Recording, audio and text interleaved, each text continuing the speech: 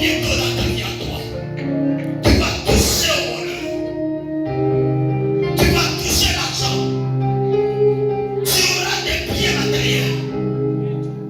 Dieu me dit de te dire, Dieu va te rendre fort dans les jours qui viennent. Tu seras fort. Tu seras fort dans les jours qui viennent. On va t'appeler le plus fort. Non, Dieu me dit de te dire, il y a des choses qui étaient difficiles de se retrouver dans ta vie. Mais Dieu me dit de t'encourager ce matin. Ces choses-là, tu vas entrer en possession de ces choses. Tu vas entrer en possession de ces choses. C'est un rêve pour toi de voir un vécu. Mais je te dis, c'est pour bientôt, ce ne sera pas un rêve. Ce sera une réalité pour toi. Une réalité pour toi.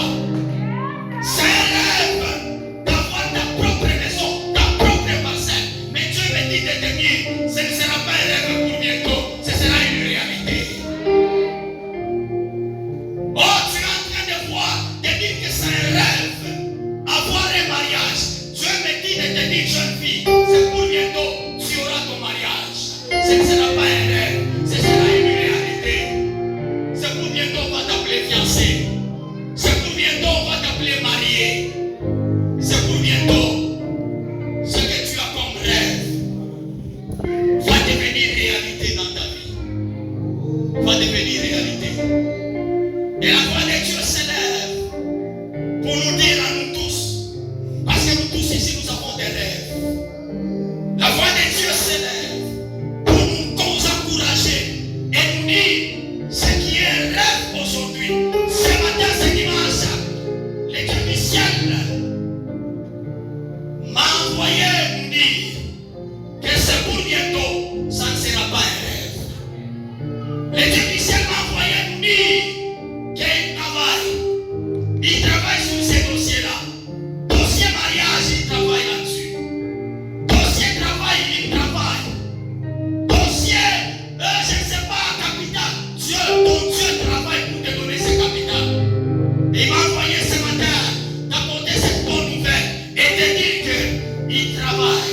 Et c'est pour bientôt, il va terminer ce travail et il va t'apporter ces choses-là. Il va t'apporter ces choses. Dieu m'a envoyé en mission ce matin. Les dieux du ciel m'ont envoyé en mission ce matin. Il m'a donné la mission de venir dire à sa fille, de venir dire à son fils que attends encore, c'est pour bientôt. Cette chose-là qui est encore un rêve, ton Dieu travaille. Il m'a dit de te dire qu'il travaille. Il travaille pour que ces rêves-là soient une réalité pour toi. Et il me dit, il a tous les atouts. Il a toutes les possibilités.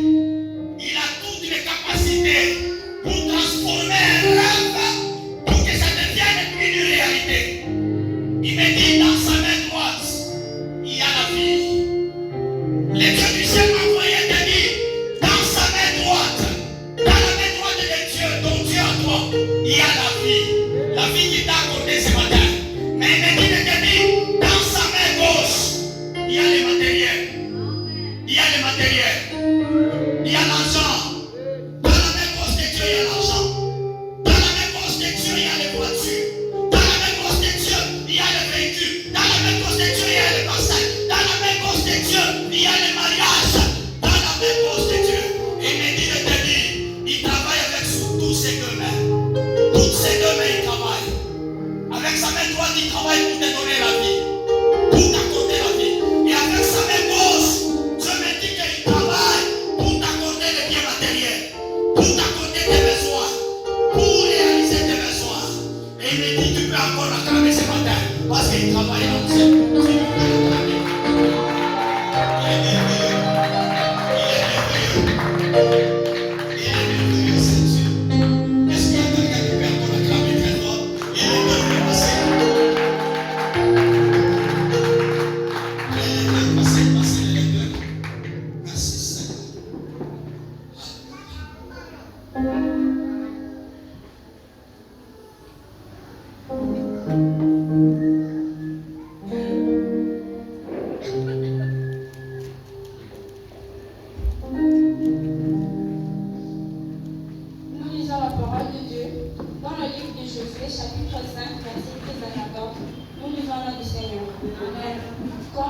était près de Jéricho. Il leva les yeux et regarda. Voici un homme se tenait debout devant lui, son épée nue dans la main. Il alla vers lui et lui dit, es-tu de notre ou de nos ennemis? Il répondit, non, mais je suis le chef de l'armée de l'Éternel. J'arrive maintenant. Josué tomba le visage contre terre, se prosterna et lui dit, qu'est-ce que mon Seigneur dit à son serviteur?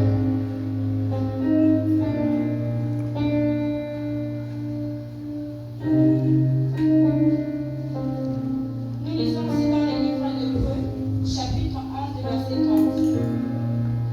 Car par la foi que le muraille de Jéricho tombèrent, après qu'on eut fait car par la foi le muraille de Jéricho tombèrent, après qu'on eut fait le tour pendant 7 jours. Parole du Seigneur. Amen.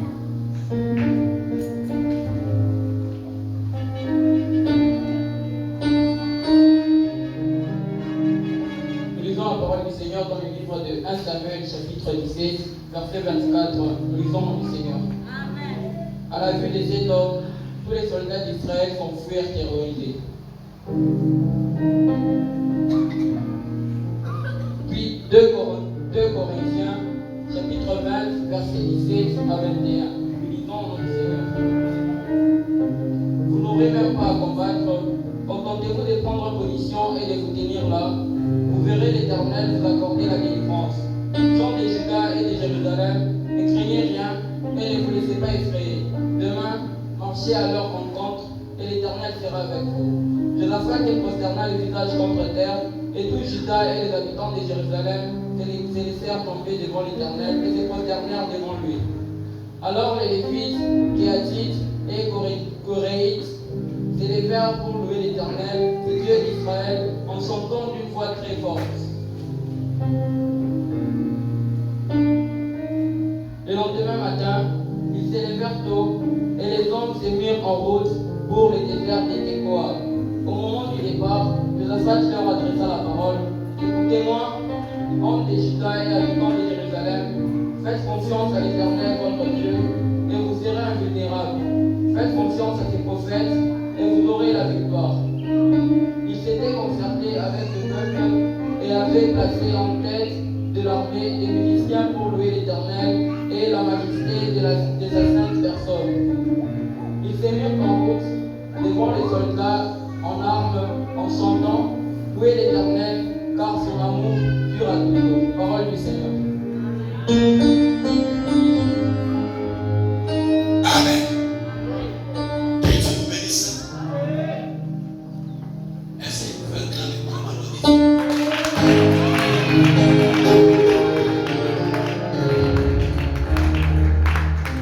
dans la présence de Dieu, c'est comme si, pour guérir, c'est comme si tu es au deuil. Dites à notre téléphone, Dieu.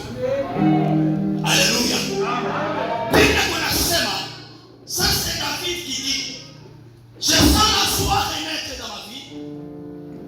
Je sens la joie venir dans mon cœur. Chaque fois qu'on me dit d'aller dans la présence de Dieu, je sens une joie qui renaît en moi, qui vient m'envahir. Et cette joie-là, quand il vient m'envahir, elle attire des choses. Elle attire quelque chose. Mettez la petite mélodie que on a toujours. Elle attire des choses. Elle attire des choses, cette présence-là. C'est pourquoi il faut que la joie de Dieu puisse régner en toi ce matin. La joie de Dieu puisse t'envahir ce matin.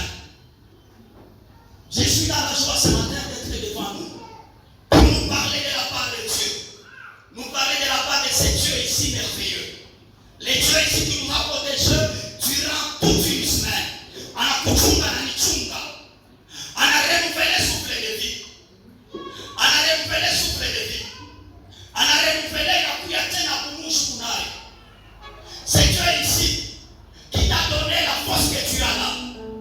C'est Dieu ici qui t'a donné le souffle de vie à tes enfants. C'est le Dieu que nous sommes venus rencontrer ce matin. Alléluia. Amen. Je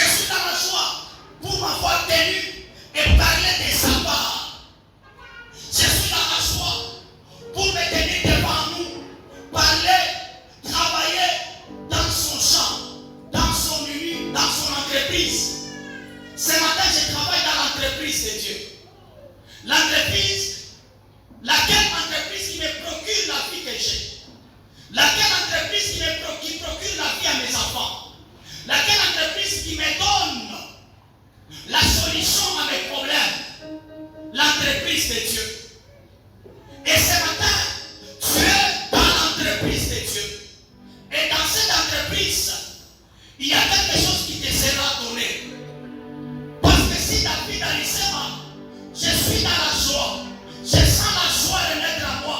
Quand chaque fois on me dit d'aller dans la présence de Dieu, c'est que chaque fois quand David allait dans la présence de Mungu, il y avait des choses qui étaient en train de lui être accordées.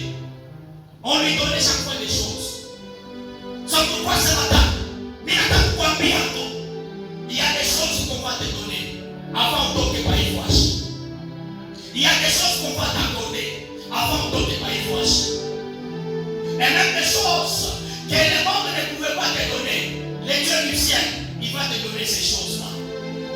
Alléluia. Les choses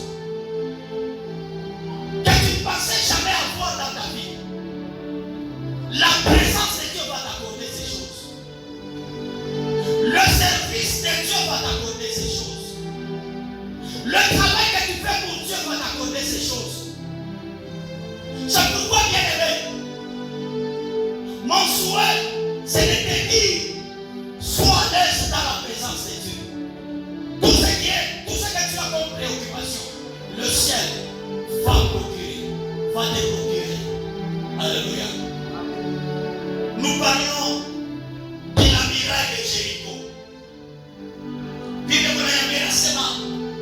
La muraille de Jéricho, Josué et les enfants d'Israël, ils ont rencontré cette muraille-là.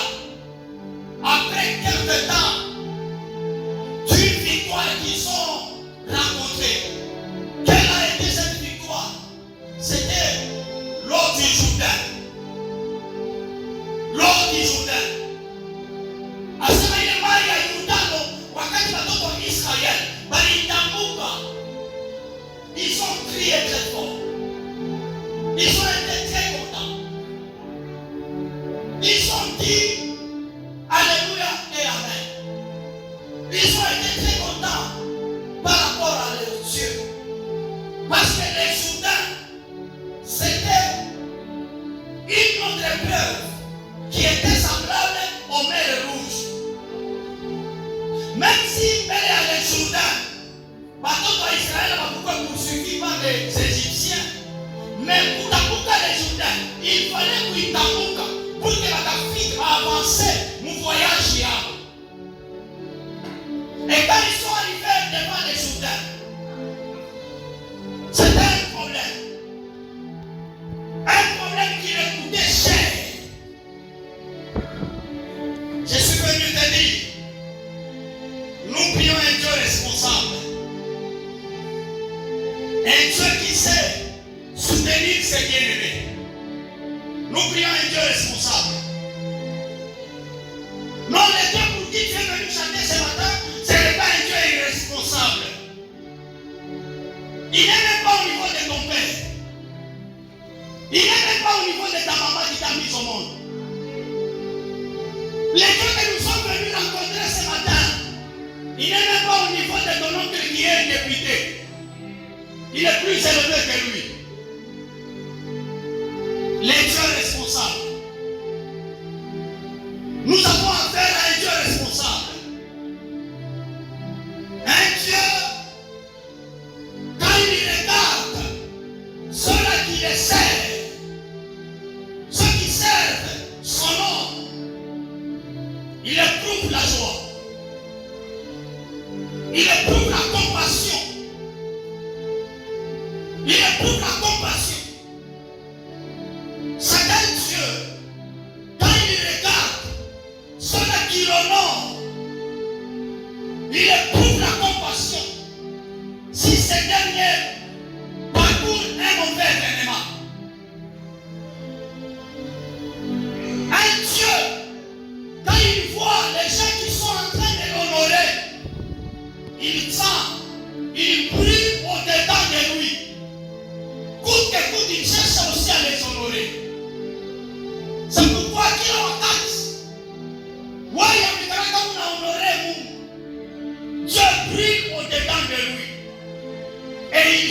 cherche par tous les moyens pour t'honorer aussi.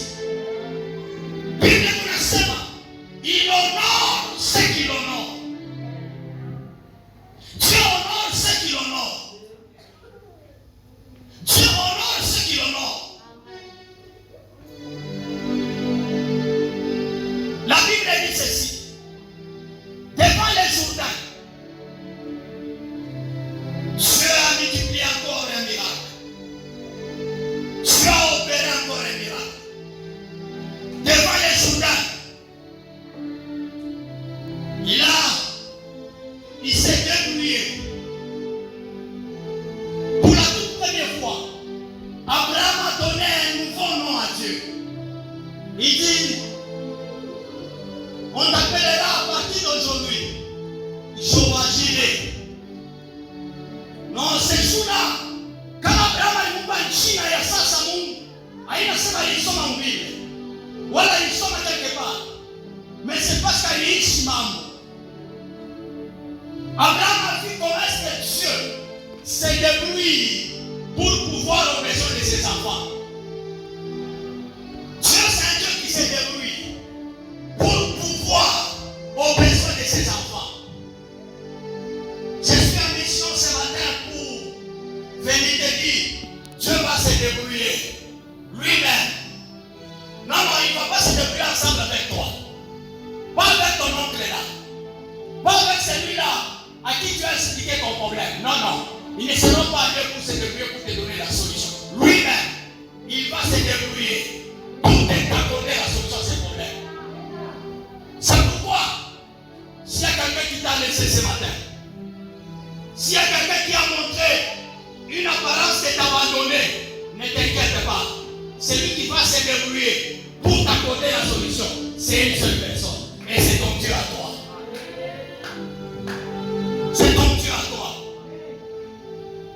Bible inasema, devant les Jourdains, ils ont traversé les Jourdains à pied sec.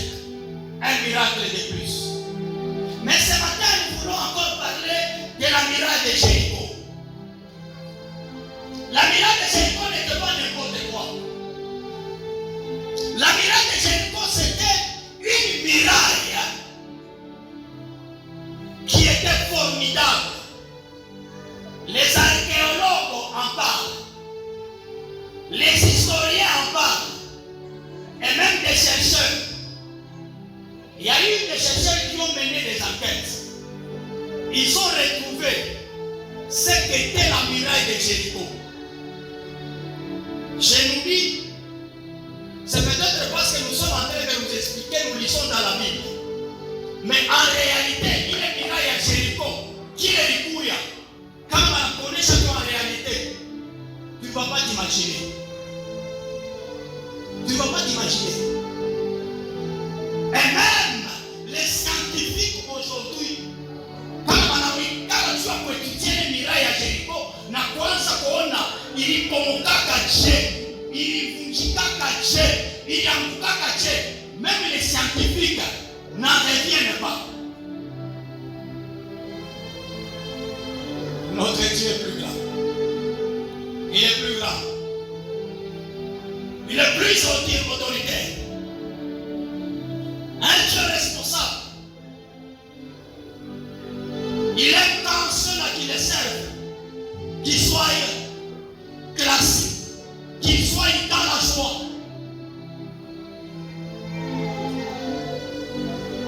La muraille de Jéricho, en d'autres termes, on appelait ça muraille imprenable. Si nous voulons comprendre par ce mot-là, imprenable, c'est-à-dire, c'est quelque chose qu'on ne peut jamais s'emparer de ça. Imprenable. Muraille imprenable, incontournable.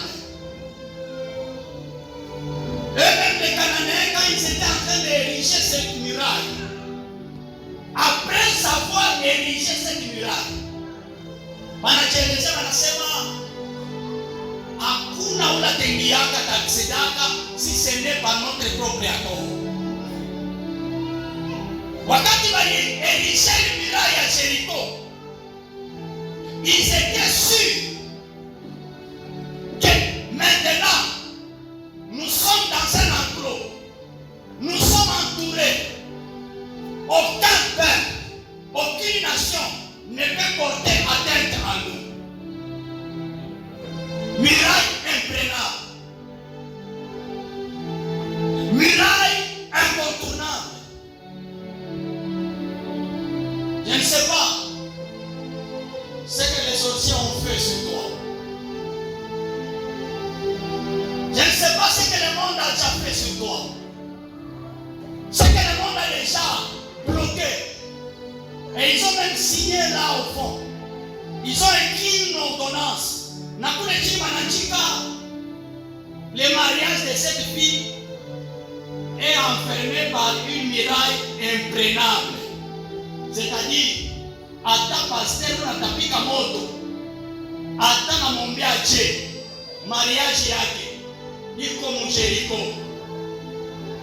J'ai une bonne nouvelle pour toi ce matin. Ton mariage, c'est là qu'on a enfermé tout autour de la muraille.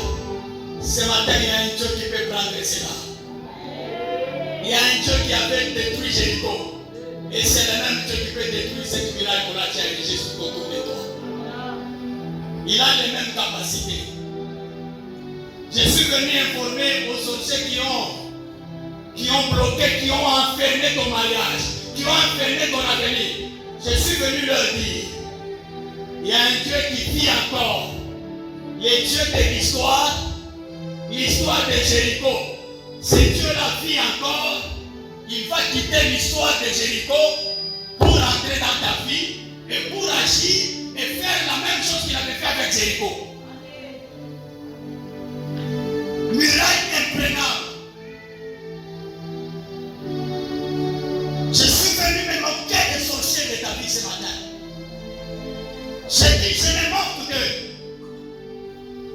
Ils allaient peut-être réussir si ils pouvaient te retarder dans le monde. Mais parce qu'ils n'ont pas pu te retarder dans le monde. Et tu es venu juste dans la présence. Tu es venu juste au contact de ce Dieu de l'histoire de Jéricho. Ils ont fait une erreur. Parce que tout ce qu'ils ont conçu comme des murailles imprenables dans ta vie, ça sera détruit pour bientôt.